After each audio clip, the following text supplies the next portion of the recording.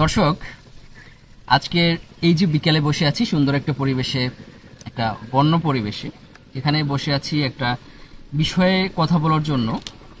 সেটা হচ্ছে আমার হাতে দেখতে পাচ্ছেন একটি বয়ম এবং এর ভিতরে একটি সাপ আছে এবং এই সাপটি হচ্ছে আমাদের অত্যন্ত পরিচিত, নামে পরিচিত, আমরা হয়তো অনেকে দেখি নাই, কিন্তু নামে পরিচিত। আমরা ছোটবেলায় যখন বাংলা সিনেমা দেখেছি, সেই বাংলা সিনেমায় এই সাপের দংশন এত বেশি দেখানো হয়েছে যে কাল নাগিনী, এই কাল নাগিনী নিয়ে অনেক সিনেমা তৈরি হয়েছে এবং এই সাপের দংশনে অনেক নায়িকা বা অনেকের প্রাণহানি আমরা দেখেছি।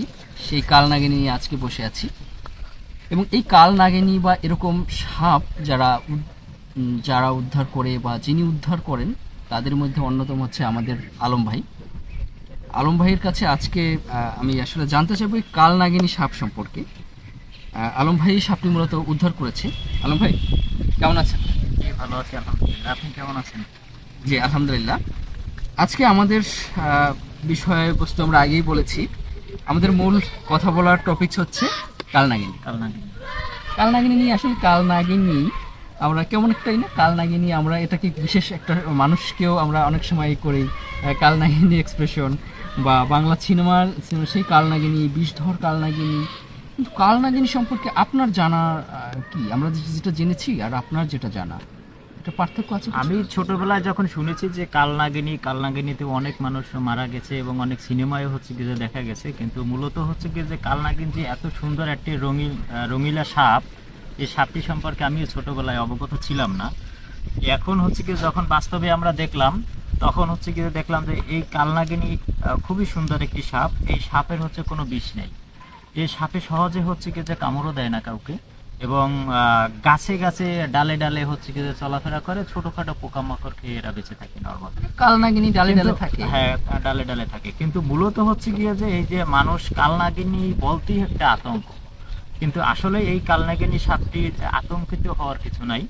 এটা তেমন কোনো হচ্ছে বিষও নাই, কিন্তু দেখতে একটু ভয়ঙ্কর লাগে, কিন্তু আমার কাছে অনেক সুন্দর লাগে। কিন্তু আপনি যে বলছেন দেখতে ভয়ঙ্কর, দেখতে ভয়ঙ্কর না, কিন্তু সাপটা কিন্তু সুন্দর। সাপ দেখতেই হচ্ছে কি যে ভয়ঙ্কর ভয়ঙ্কর মনে করে, কিন্তু হচ্ছে কি ওর যে কালারটা, এটা কিন্তু সুন্দরই মনে হচ্ছে। জি, এটা হচ্ছে রঙিলা। আমার কাছে হচ্ছে তার মানে হচ্ছে আমরা যেটা জানতাম, যে মানুষ এখনো যেটা জানে যে এই কালনাগিনী অনেক বিষধর সাপ, এটার দংশনে মানুষ মারা যায়, এটা সম্পূর্ণ ভুল। এটা সম্পূর্ণ ভুল। এটা দংশনে মানুষ মারা যেতে পারে না। এটার যে বিষ, এই বিষক্রিয়ায় মারা যেতে পারে না। যদি কেউ হচ্ছে গিয়ে যে ভয়ে হার্ট অ্যাটাক করে, অথবা হচ্ছে সাপে কামড় দিচ্ছে, এটা আতঙ্কিত হয়ে হচ্ছে গিয়ে যে সে নার্ভাস ফিল করে, তখনকার হচ্ছে গিয়ে সে মৃত্যু হতে পারে। কিন্তু এর বিষে মানুষ মারা যেতে পারে না, বা এর ওই ধরনের কোনো বিষ নাই। তার মানে আমরা বলতে পারি এটা একেবারে নির্বিষ, একেবারে নির্বিষ। দর্শক, এই মেসেজটা আসলে অত্যন্ত জরুরি এবং আপনাদের প্রতি অনুরোধ থাকবে যে এই যে কালনাগিনী একটা অত্যন্ত নিরীহ সাপ, আমরা আমাদের ভুল ধারণার কারণে, বিগত দিনগুলোতে ভুল প্রচারণার কারণে এটাকে আমরা বিষধর সাপ হিসাবে প্রচার করেছি, যে কারণে আমাদের মনের ভিতরে গেঁথে গেছে যে কালনাগিনী একটা বিষধর সাপ, এটাকে মেরে ফেলতে হবে। তো এই জায়গা থেকে আমাদেরকে বের হয়ে আসতে হবে। আপনাদের প্রতি অনুরোধ থাকবে যে আমাদের এই ভিডিওটা শেয়ার করে দিবেন, যাতে মানুষ জানতে পারে যে কাল নাগিনী মোটেই বিষধর না এবং এটা আতঙ্কিত হওয়ার কিছুই নেই। মানে একটা বিষয় আছে, কিন্তু সাপে আক্রমণ করলে কিন্তু মানুষ আতঙ্কিত হয়ে হার্ট অ্যাটাক করে এবং তখন মারা যায়। যদি আপনি জানেন বা আপনার পরিবারের, আপনার বন্ধুবান্ধব বা দেশের মানুষ জানে যে কাল নাগিনী কোনো বিষধর সাপ না, তাহলে সে আতঙ্কিত হবে না এবং কাল নাগিনীর ছোবলে সে কিন্তু হার্ট অ্যাটাক করবে না। তো আলম ভাই, আমরা আসলে অত্যন্ত গুরুত্বপূর্ণ একটা তথ্য পেলাম আপনার কাছ থেকে। সাপটা এখন কি হবে?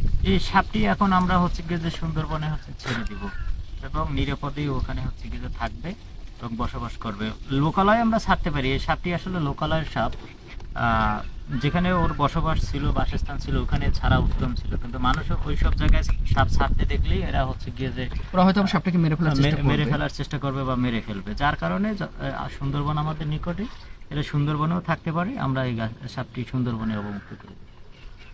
দর্শক, তাহলে আমরা সাপটা নিয়ে আর কথা বাড়াবো না, আমরা এখনই সুন্দরবনে যাব এবং সাপটিকে অবমুক্ত করব। সেই দৃশ্য আপনাদেরকে দেখাবো। এবং আবারও বলছি যে এই সাপটি বিষধর নয়, একেবারে নির্বিষ সাপ, কোনো আতঙ্কিত হওয়ার কোনোই দরকার নেই। এটা একেবারেই সাধারণভাবে নিতে পারেন। আমরা এখন চলে যাব সুন্দরবনে।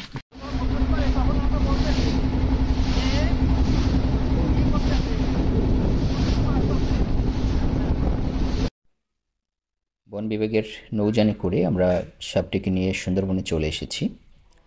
আমাদের সাথে এসেছেন শরণখোলা স্টেশন কর্মকর্তা জনাব খলিলুর রহমান। অনেক আন্তরিক একজন মানুষ তিনি, বিশেষ করে বন্যপ্রাণী রক্ষায় তিনি অত্যন্ত নিবেদিত প্রাণ। সাপটিকে অবমুক্ত করার জন্য আরও সহযোগিতা করছেন ওয়াইল টিমের আলম ভাই। এবং এই যে সাপ উদ্ধার এবং অবমুক্ত করার, এটা ওয়াইল্ড টিম এবং ওয়াইল্ড টিমের স্বেচ্ছাসেবী ভিটিআরটিরাই মূলত কাজগুলো করে থাকেন এবং তার সাথে আমরা স্বেচ্ছাসেবক হিসেবে কাজ করে থাকি।